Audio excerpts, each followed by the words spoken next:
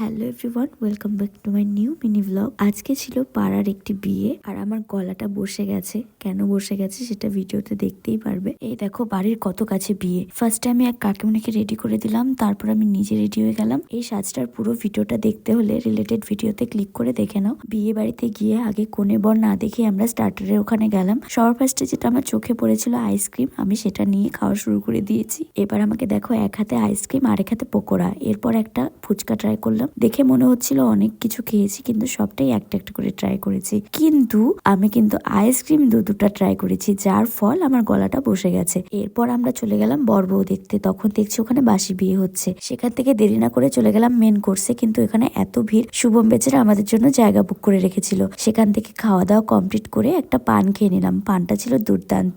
এরপর অন্যের বিয়েতে গিয়ে একটু ঝাঁকানাকা ডান্স করে এলাম। ভিডিওটা ভালো লাগলে সাবস্ক্রাইব করো আর একটা লাইক দাও। টাটা।